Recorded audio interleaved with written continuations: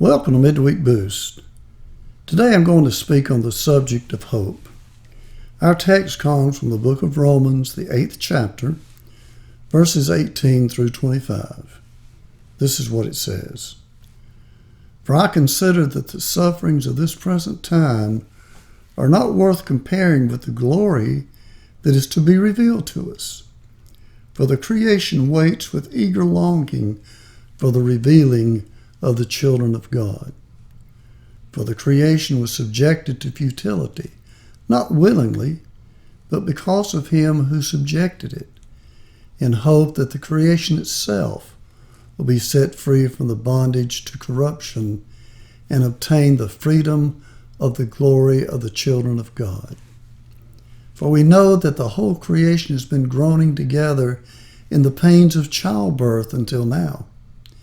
Not only the creation, but we ourselves, who have the first fruits of the Spirit, groan inwardly as we wait eagerly for the adoption as sons and daughters, the redemption of our bodies. For in this hope we were saved. Now hope that is seen is not hope, for who hopes for what he sees?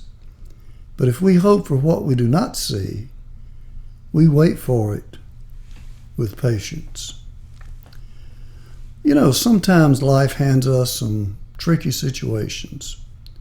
Former President Ronald Reagan liked to tell a story that he said is true about a newspaper photographer out in Los Angeles who was called in by his editor and told of a fire that was raging out in the hilly area south of Los Angeles. His assignment was to rush down to a small airport, board a waiting plane, get some pictures of the fire, and be back in time for the afternoon edition. So breathlessly he raced to the airport and drove his car to the end of the runway.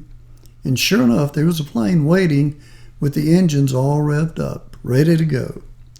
So he got aboard, and about 5,000 feet, he began getting his camera out of the bag. He told the fellow flying the plane to get him over the fire so he could take his pictures and get back to the paper. Well, from the other side of the cockpit, there was a deafening silence.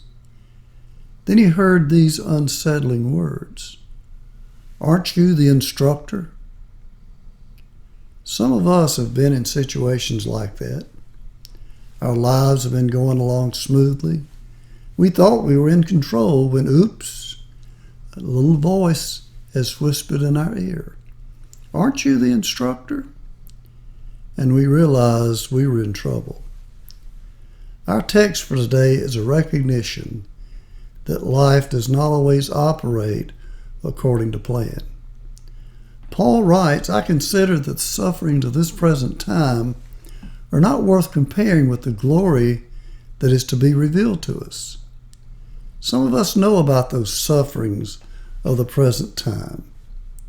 Norman Vincent Peale writes about walking down the street when he saw his friend George approaching. It was evident from George's downtrodden look that he was deeply concerned about something. So Dr. Peale asked him, "How are you, George?" While that was meant to be a routine inquiry, George took him very seriously, and for 15 minutes enlightened him on how bad he felt. Finally, Dr. Peale said to him, "George, I'm sorry to see you in such a depressed state. How did you get this way?" "Well," he said, "it's my problems. Problems, nothing but problems. I'm fed up with problems. If you could get me rid of my problems, I'd contribute $5,000 to your favorite charity." Well, that got Peale's attention. He said, "George, yesterday I went to a place where thousands of people reside, and as far as I could determine, not one of them has any problems. Would you like to go there?" "When can we leave?" answered George. "That sounds like my kind of place." "If that's the case, George," Peale said, "I'll be happy to take you tomorrow to Woodlawn Cemetery, because the only people I know who don't have any problems are dead." And that's true. To be alive is to have problems. Some problems are big, some are small. Some of us have health problems. We're not alone. Each Christmas and sometimes at Easter, choirs all over this country, indeed all over the world, perform Handel's Messiah. This work has endured and thrilled audiences for 250 years. The next time you hear it, try to remember that 5 years before composing the Messiah, at the age of 52, Handel suffered a stroke. Isn't it comforting to know that people can often come back from strokes, cancer, heart attacks, the loss of limbs, and the list goes on, and live noble, productive lives? Some people have money problems. It's no disgrace. When he was young and impoverished, Pablo Picasso kept warm by burning his own paintings. Mozart was so poor that he was unable to buy wood to heat the shabby room in which he lived. He sat with his hands wrapped in woolen socks to keep them warm while he composed the music that was to make him great. We have health problems, money problems, family problems. We are alone and lonely. We have problems at work and at school. We're unhappy about our appearance. We're hurting with the heartache of a broken relationship. We're grieving over a loved one no longer with us. There's no one that I know who does not have problems. Our text, though, is not about problems. It's about hope. It's about positive expectation. It's about a God who is at work bringing order out of chaos, joy out of pain, and character out of conflict. For the creation waits with anger longing, writes Paul, for the revealing of the sons of God. For the creation was subjected to futility, not of its own will, but by the will of him who subjected it in hope, because the creation itself will be set free from the bondage to decay and obtain the glorious liberty of the children of God. Paul paints a magnificent picture of a world in which hope is triumphant.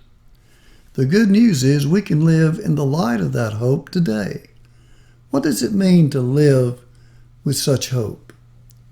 It means, first of all, don't shut the door prematurely on the possibility of a favorable outcome.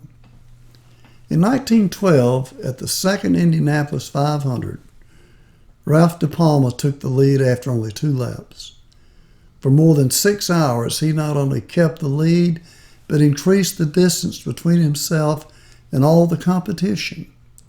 At the end of lap 195, now the race is 200 laps, De Palma had a 5.5 lap, 11-minute lead. Anyone could see that he was going to win the race.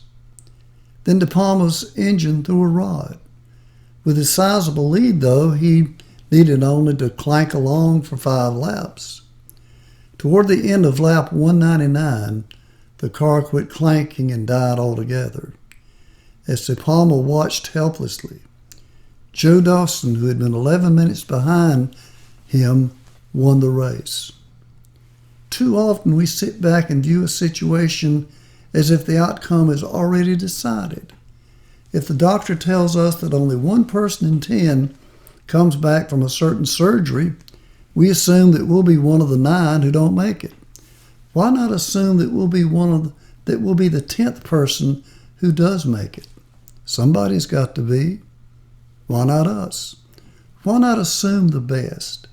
If we don't make it, all the worry in the world won't help, and a positive expectation just might improve our chances. There's a mounting body of evidence that our bodies respond to hope. It's still not a foregone conclusion, but the evidence is mounting. We know that we can worry ourselves sick. So is it possible to believe ourselves well? Perhaps. Douglas Steele tells about a friend in New York, a great eye surgeon, who has kept careful records on several hundred cases. and they seem to him to establish the fact that in his operations, the life view of the patient affects the outcome of anesthesia that is necessary to use in order to put him under, and affects the rate of healing of the tissue after surgery. This doctor's study suggests that it pays to expect the best. But that's true in all of life. Louisa May Alcott was told by an editor that she would never be able to write anything that would have any popular appeal. What if she had listened to that gloomy assessment of her chances?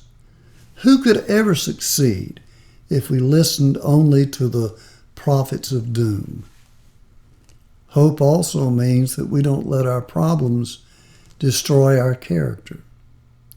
You may be familiar with Edgar Jackson's The Message of the Maples. Jackson had a stroke, and for a while he lost his speech. But he eventually regained it, and then moved to a farm near Corinth, Vermont. There he met a writer named Edward Ziegler. Ziegler went to see Jackson for some help with several personal problems. He was a fan of Jackson, had read many of his books, and thought perhaps Jackson might be able to help him with his difficulties. After they had talked for a while, Jackson took Ziegler out to see his pasture. A former owner had once planted maple trees around the entire 3-acre perimeter to avoid digging potholes or post holes and setting posts for a fence. He waited for the trees to grow, then strung them with barbed wire from tree to tree, enclosing the pasture. Jackson and Ziegler looked to see how the barbed wire had affected the trees. Some trees had fully incorporated the wires, eventually growing around them and continuing upward. Others were twisted and deformed and had never gotten over the intrusion of the wires into their tender systems. Some people, explained Jackson, are like the trees that grew around the wires and went on with what they had to do. Others are like the stunted, deformed trees.